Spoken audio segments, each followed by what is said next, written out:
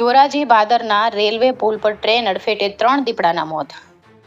રાજકોટ સહિત સૌરાષ્ટ્રનો 75% હિસ્સો સિંહો માટે રહેઠાણ બનવા જઈ રહ્યો છે. ત્યારે રાજકોટના ધોરાજી નજીક ટ્રેન અડફેટે ત્રણ દીપડાઓના મોતને લઈ વન્ય પ્રાણી પ્રેમીઓમાં અરેરાટી વ્યાપી જવા પામી છે. રાજકોટના ધોરાજી ઉપલેટા રેલવે ટ્રેક વચ્ચે ધોરાજીના ભાદરના પુલ પરથી રાત્રિના પસાર થતા 3 દીપડાઓ ટ્રેન અડફેટે ચડી જવા પામ્યા હતા.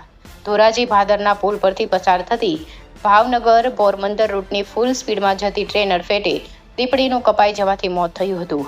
જ્યારે દીપડાના મેલ અને ફિમેલ સહિતના 2 બચ્ચાઓનું ટ્રેનની ટક્કરથી મોત નીપજ્યું હતું.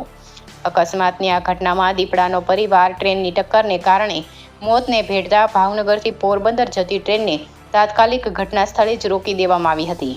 આ સાથે જ રેલવે સત્તાવાળાઓએ ઘટનાની જાણ વન વિભાગને કરી હતી. વન વિભાગના અધિકારી અને કર્મચારીઓએ ઘટના સ્થળે પહોંચી મૃતક દીપડાના મૃતદેહને જૂનાગઢ પીએમ અર્થે ખસેડ્યા હતા. સૌરાષ્ટ્રનો મોટા ભાગનો વિસ્તાર સિંહો માટે રહેઠાણ બનવા જઈ રહ્યો છે.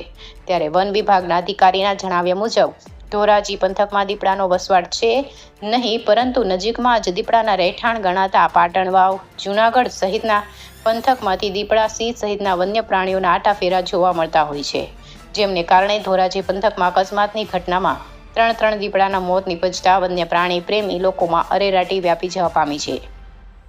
આ સાથે જ સિંહોના રહેઠાણ વિસ્તારમાં ટ્રેન અડફેટે નીપજતા સિંહોના મોતની માફક રાજકોટ જિલ્લામાં પણ સિંહ સહિતના વન્ય પ્રાણીઓ પોતાનું રહેઠાણ બનાવે તે પહેલા તેમની સુરક્ષા અંગેના પણ અનેક સવાલો ઉઠવા પામ્યા છે. રિપોર્ટ જગમાસુવા, રાજકોટ જિલ્લા બ્યુરો, ધોરાજી.